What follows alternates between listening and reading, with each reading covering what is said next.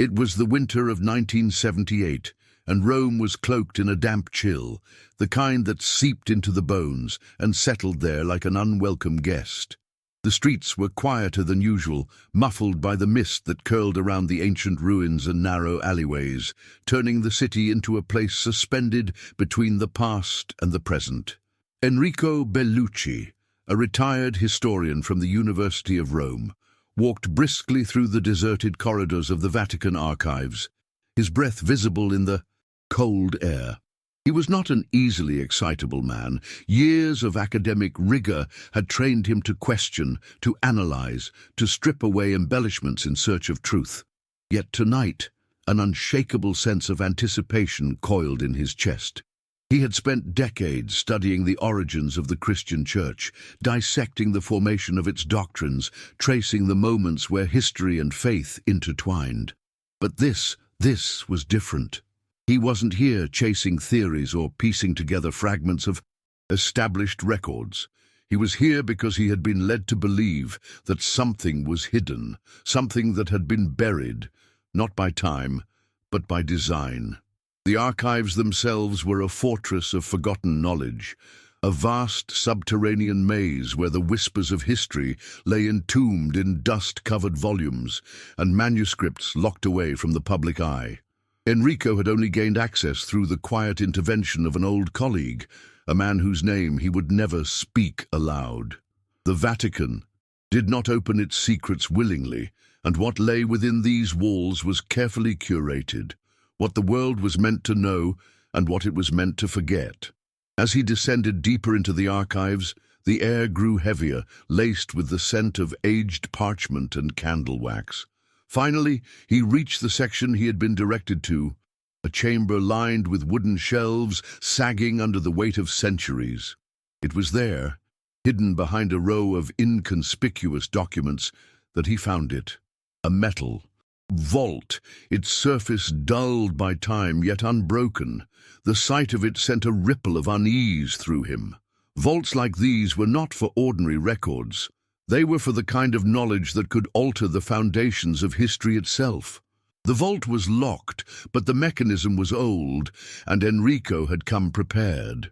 He retrieved a small set of tools from his coat pocket, his fingers trembling slightly, not from the cold, but from the gravity of what he was about to uncover. With practiced precision, he worked at the lock, feeling the tumblers shift under his touch until, with a soft click, the latch gave way. The door creaked as it opened, revealing a bundle wrapped in a deep crimson cloth.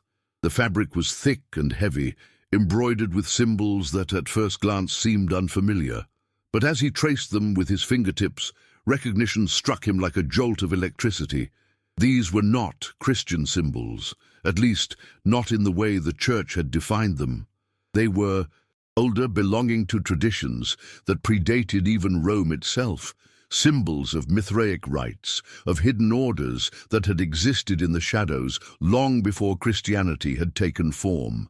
Carefully he unwrapped the cloth, revealing a collection of ancient parchments, bound together with a strip of leather. The edges were worn, the ink faded but still legible, and as he held them up to the dim light, he saw the date inscribed at the top of the first page, Concilium Secretum, Anno CCC X65. The year 325. A.D. His breath caught in his throat. This was the year of the First Council of Nicaea, the gathering that had shaped the very foundation of the Christian Church. But this document, this hidden, forgotten record, suggested that there had been another council, one that had taken place in secret. His eyes scanned the opening lines, and the weight of their meaning pressed down on him like a physical force. This was no mere theological debate. It was an account of decisions made behind closed doors, of doctrines manipulated and suppressed, of a version of Christianity that had been carefully constructed to serve a purpose beyond faith. The further Enrico read, the more the words seemed to pulse with a terrible significance. The document spoke of a gathering held in the dead of night, away from the grand halls where the official Council of Nicaea had convened. Only a select few had been present. Men whose names were never recorded in the church's annals, men whose influence extended beyond religion and into the highest spheres of power. Their purpose was clear: to reshape the faith, to mold it into something that would not just unite believers, but control them. The text detailed discussions that were chilling in their precision: how certain gospels were to be eradicated, how narratives could be rewritten, how the figure of Christ himself could be transformed from a radical teacher into a divine monarch, one whose authority could be wielded by those who claimed to speak in his name. The words were written in a tone devoid of reverence, clinical in their intent. This was not a council of faith, it was a council of power. A wave of nausea rolled through Enrico as he turned the pages. The document made references to texts he had only seen in fragments, writings that the church had declared heretical, destroyed in great fires, or buried in the deserts where only time and chance could uncover them. The Gospel of Thomas, the Acts of Thecla, teachings that spoke of a Christ who did not demand obedience, but rather enlightenment. Here, in black ink on ancient parchment, was the proof that their suppression had not been the result of divine will, but of human hands shaping a new order. And then there was something even more unsettling. Among the names listed as present at this secret council, one stood out, not for its familiarity, but for its impossibility: Constantinus Augustus, the emperor himself. Official history had long debated the sincerity of Constantine's conversion to Christianity, but this document left no doubt. He had not been a follower of the faith, he had been its architect. Enrico felt the weight of history pressing against him as he continued reading, his hands clammy despite the cold. The document described in unsettling detail how Constantine and his inner circle had debated the very nature of Christ. The record showed that not all present had agreed with the decision to declare Jesus as divine in the absolute sense. Some argued for a more symbolic interpretation, one where Christ was a guide, an enlightened teacher rather than an unquestionable deity. But those voices had been silenced, their arguments erased from history. What remained was the narrative that served the empire best: a unified doctrine that positioned the church as the ultimate authority, with Constantine as its earthly benefactor. The implications were staggering. The very foundation of Christian belief, the tenets that had shaped civilizations, had been the result of calculated political maneuvering rather than divine revelation. And yet, there was more. As he turned another page, his pulse quickened. There was mention of a second meeting, one that had taken place after the official council had ended. This was where the final measures were taken, where books were condemned, teachings outlawed, and those who opposed the new order quietly dealt with. The document even hinted at a hidden chamber beneath Nicaea, where forbidden scriptures had been locked away, too dangerous to be destroyed outright. Enrico had spent years chasing whispers of such places, secret vaults where the original texts of Christianity might still exist, untouched by centuries of censorship. If this manuscript was authentic, then those whispers had not been myths, they had been warnings. As Enrico continued to pore over the text, a growing sense of dread began to settle in the pit of his stomach. The implications of what he was reading were too profound to ignore. His hands trembled, not from age or fear, but from the knowledge that he was holding in his hands a document that could unravel everything he had ever believed about the origins of the church. There were names mentioned, clandestine groups and individuals who had worked in the shadows, guiding the decisions made at Nicaea, ensuring that only certain beliefs would survive while others were lost to the flames. Among them, a name appeared repeatedly: the Order of the Silent Sun. The reference was cryptic, but the context was unmistakable. This was no ordinary religious sect. According to the manuscript, this order had existed long before Constantine, perhaps even before the birth of Christ. Their influence, while subtle, was far-reaching, manipulating the course of history through quiet but calculated means. It was the Order of the Silent Sun that had pushed for the rejection of alternative gospels, for the silencing of voices that threatened the consolidation of imperial power under the in guise of Christian doctrine. Enrico's eyes widened as the text described a secret meeting between Constantine and a group of high-ranking members of the order shortly before the council. They had discussed the establishment of the church as an institution not of faith, but as a political tool. The role of the clergy, the selection of the bishops, and even the formulation of the Nicene Creed were all decisions that had been carefully orchestrated. Christianity, as it was to be known for centuries, was not the result of divine inspiration, but of human ambition. Constantine had known that a unified church could provide the stability the empire so desperately needed, especially as Rome teetered on the brink of collapse. The church would offer a common purpose, a moral structure, and a means of control over the masses. But at what cost?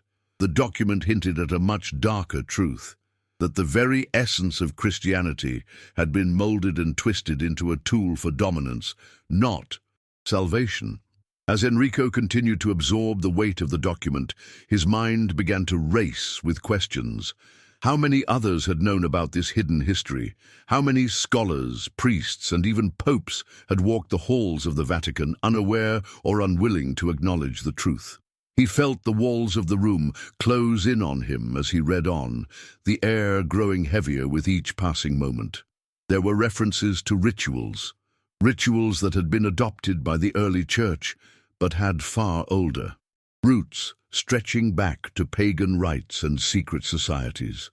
The Order of the Silent Sun, it seemed, had played a central role in these practices, which were designed not to foster spiritual enlightenment, but to consolidate power within a select few. Symbols, like the fish, the cross, and the Chi-Rho, were not purely Christian in origin. They were borrowed from ancient rites, used to bind the believers to a system that had far more to do with control than with faith. But perhaps the most disturbing revelation came at the end of the manuscript. A final note, scrawled hastily in the margin, caught Enrico's eye. It read, "The final key lies beneath the basilica. The secrets of the Nicene vaults have not been lost. They are waiting." Enrico's heart skipped a beat as he read the words over and over, the meaning sinking in. The Nicene vaults, where forbidden scriptures were rumored to have been hidden, were not just a relic of the past. They were real, and they were somewhere. Beneath the Basilica of St. Peter, beneath the very foundation of the church itself. His mind was a whirlwind of thoughts. He had spent a lifetime searching for hidden truths, but never had he come so close to something this monumental. This was more than an academic pursuit. This was a discovery that could shake the foundations of Christianity and, perhaps, the entire world. Enrico stood there for a long moment, staring at the last line of the manuscript, his mind reeling. The Basilica, St. Peter's Basilica, the heart of the Catholic Church. Beneath it lay hidden vaults, sealed away for centuries, containing knowledge so dangerous that it had been deliberately erased from history. The thought of what he had just uncovered filled him with both exhilaration and dread.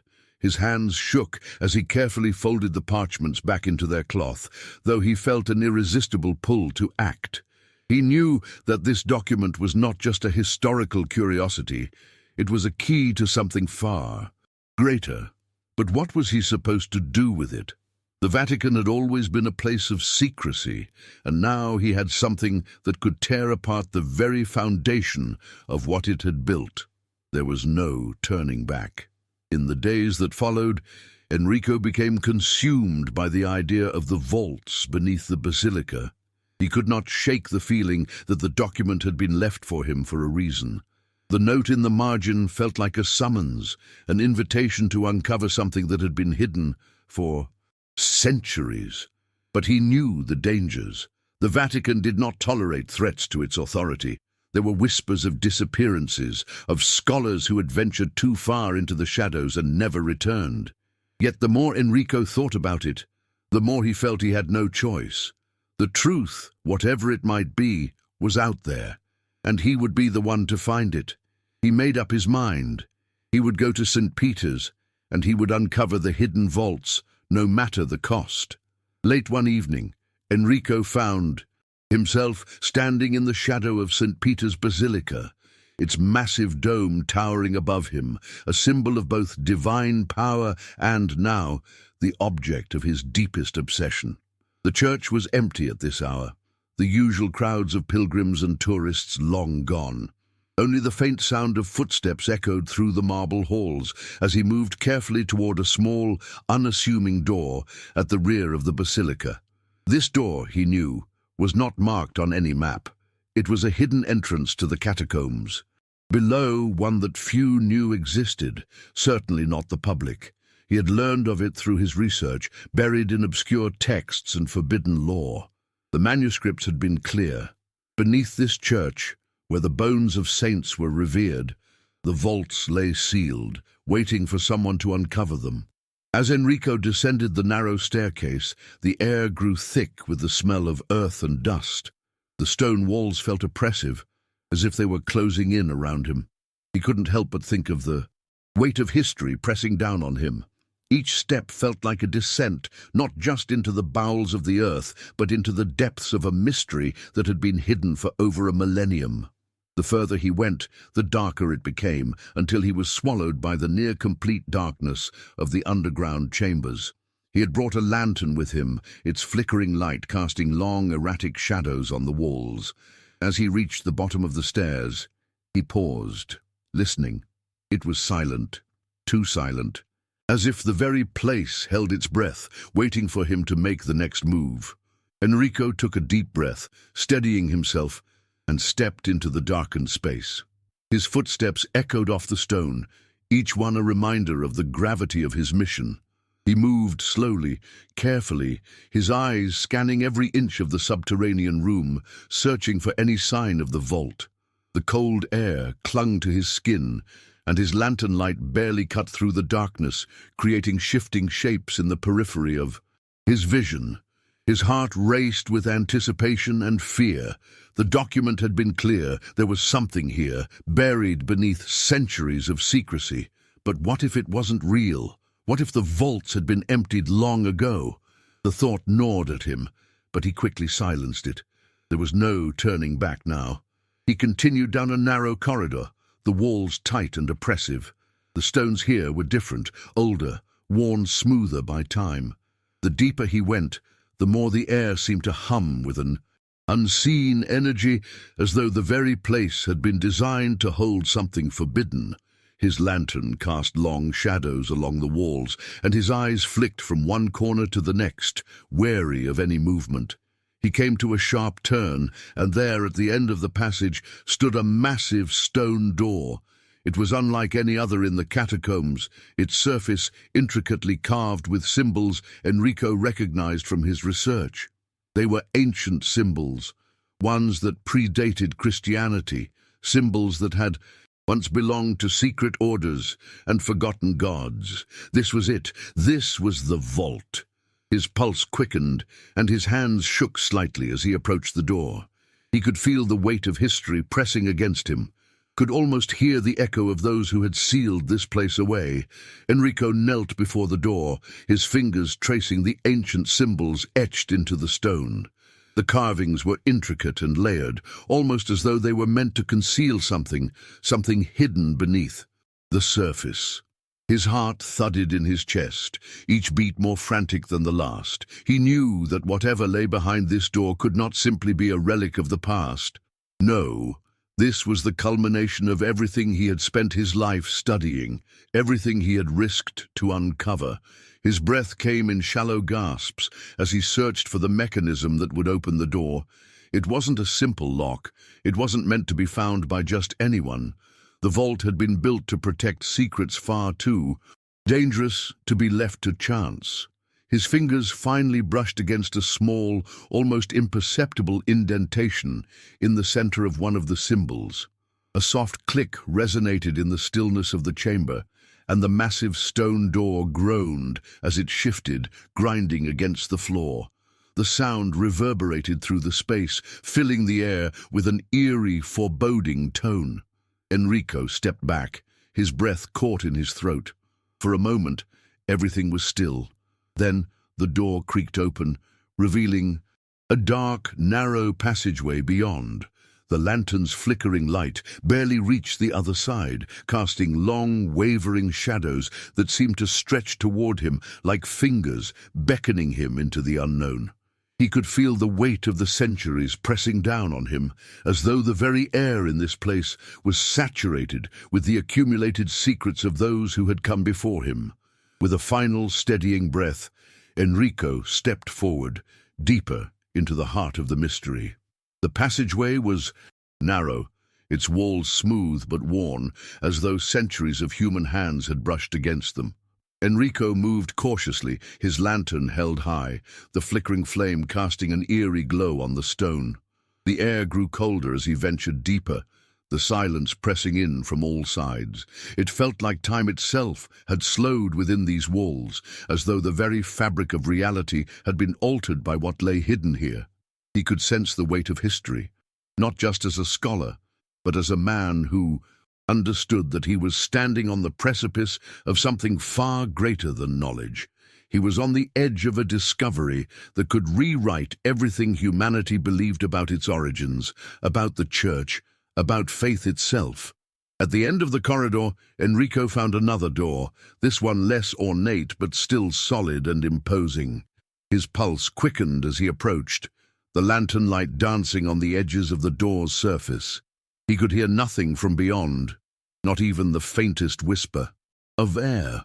The silence was absolute, as though the world had held its breath, waiting for this moment.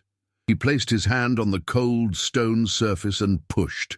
With a groan that seemed to come from the very depths of the earth, the door began to open. A rush of stale air greeted him, carrying the scent of dust, decay, and something else, something unfamiliar, something ancient. Beyond the door, in the dim light of his lantern, Enrico could just make out the outlines of what appeared to be a chamber. Enrico stepped inside, his heart racing with anticipation. The room was vast, its ceiling lost in shadow, but the walls were lined with shelves that held brittle scrolls and leather-bound tomes, some crumbling to dust, others still intact after all these years. The sheer volume of what lay before him made his breath catch in his throat. This was a library. No, not just a library. This was a repository of forbidden knowledge, the kind that had been hidden away for centuries. The walls were lined with ancient texts, parchments, and artifacts that seemed to hum with an energy that Enrico couldn't quite place. His eyes darted from one object to the next, but it wasn't the texts that commanded his attention. It was the center of the room. At the far end, in a raised stone alcove, was a massive stone tablet. It was carved with symbols unlike anything Enrico had seen before. They were familiar, yes, but twisted, distorted versions of the symbols he had studied in the manuscript. Some were clearly derived from Christian iconography, but others were older, far older. He felt a chill as his eyes traced the markings, understanding that they held a key to something far beyond the church's carefully constructed narrative. This tablet, Enrico realized, was not just a relic, it was a map to the truth that had been buried for centuries. His fingers itched to touch it, to understand what secrets it might hold. But as he moved closer, something made him stop. A sense of dread washed over him, deep and unsettling, like a cold hand grasping at his chest. Something was wrong. Enrico froze, the air growing heavier, as though the room itself had become aware of his presence. His pulse thundered in his ears, and for a moment he considered turning back. But something, perhaps the weight of all he had uncovered so far, kept him rooted to the spot. He took a step closer to the stone tablet, drawn by an invisible force, his feet barely making a sound on the cold floor. As he reached out to touch the carvings, a strange sensation swept over him. It was as though the symbols were alive, shifting beneath his fingers, changing with each touch. His skin prickled, and for a split second, the world around him seemed to blur. The lantern flickered violently, casting shadows that danced and twisted as if mocking his very presence. Just as his fingers brushed the surface, a deep, resonating hum filled the air, reverberating through his bones. The stone tablet began to glow faintly, the symbols illuminated with an eerie, unnatural light. Enrico staggered back, his breath catching in his throat. He knew, without a doubt, that he had uncovered something far beyond his understanding. The air in the room grew thick, heavy, with the weight of the ancient power that had been dormant for centuries. It was then that he heard it, a voice, a low, whispering sound, so faint that it almost seemed to come from within his own mind. The words were indecipherable, but the tone was unmistakable. It was calling him. The voice was ancient, predatory, as if it had been waiting for him, waiting for someone to come and awaken the truth that had been buried here for so long. Enrico's heart raced, and his entire body tensed as the voice echoed in his mind, growing louder, more insistent. It was like a pulse, beating in time with his own, drawing him closer to the tablet. The temperature in the room dropped suddenly, and his breath became visible in the frigid air. He glanced around in a panic, as if expecting something to emerge from the shadows, but the room remained eerily still. The symbols on the tablet now seemed to pulse, faint but undeniable, as if they were alive and waiting for something. Enrico reached out again, his hand trembling, and this time his fingers made contact with the stone. The moment his skin touched the surface, a surge of energy coursed through him, sharp and unrelenting. His vision blurred, and for a split second he felt as though he were being pulled into the tablet itself, like he was falling through time and space. A flash of images, disjointed, terrifying, flashed before his eyes. He saw ancient rituals, priests in hooded robes chanting in a language he couldn't understand. He saw figures cloaked in darkness, their faces obscured, standing in front of an altar that radiated a sinister light. The symbols on the stone were no longer just markings. They were keys to a hidden door in the fabric of reality, a door that had been shut for centuries and now perhaps was being opened. The voice whispered again, louder now, more insistent. It was no longer in his mind but in the very air around him. "The time has come," it said, its tone both ominous and seductive. "The truth must be revealed." Enrico's chest tightened as the words echoed in his mind, the room spinning around him, the weight of his discovery pressing down on him with an unbearable force. Enrico stumbled backward, his head spinning, his legs giving way. Beneath him, the voice reverberated in his skull, relentless, its presence suffocating. He tried to tear himself away from the stone, but his hand seemed glued to it, as though some invisible force held him there. Desperately, he yanked his hand back, but it was too late. The symbols on the tablet flared brightly, and the room seemed to collapse inward. The air became thick with the scent of burning incense, and the shadows around him twisted, forming shapes that weren't there before. Figures that moved with a fluid grace, their faces obscured by hoods and darkness. Their presence sent a wave of terror coursing through him, and Enrico's breath came in short gasps. The ground beneath his feet seemed to shift, as though the very foundation of the basilica was giving way. Then, as quickly as it had started, everything stopped. The light from the tablet dimmed, and the room was once again plunged into darkness, save for the flickering lantern. Enrico's body shook, and he fell to his knees, gasping for air. His heart pounded wildly in his chest, as though it had been racing for hours. His mind was a jumble of fragmented thoughts. Was that a vision, or had it been real? Was it a warning? He looked at the tablet, still glowing faintly in the dark, its symbols now still and silent. The voice, the figures, the sense of something ancient awakening. It all felt like a dream, a nightmare even. But he knew it was no illusion. The vaults had been waiting for someone to unlock them, and He had just done so. But what had he unleashed? Enrico could feel the weight of that question pressing on him as he struggled to regain his composure. The room was silent now, save for the erratic flicker of the lantern. His mind raced, trying to piece together what had just happened, but the answers eluded him. The vision, the strange figures, the voice. It was all too much, too incomprehensible. Was this what the manuscript had warned him about? The truth hidden beneath the church's foundations, something so powerful that it could reshape everything. He knew he had uncovered a secret that no one was ever meant to find, and now there was no going back. He had opened the door to a mystery far older, far darker than he had ever imagined. As he stood up shakily, Enrico realized that the chamber had changed. The air felt heavier, as though it were thick with a presence that hadn't been there before. He glanced once more at the stone tablet. The symbols now seemed to be etched, in a way that defied logic, their shapes twisting and shifting like a living thing. His fingers tingled, still vibrating from the contact with the stone, and a low hum reverberated through the floor, sending shivers down his spine. Whatever had been released in that moment was still lingering in the air, waiting, and Enrico understood with a profound certainty that his discovery was only the beginning. The truth was no longer just a historical pursuit. It had become a living, breathing force. What would it demand from him next?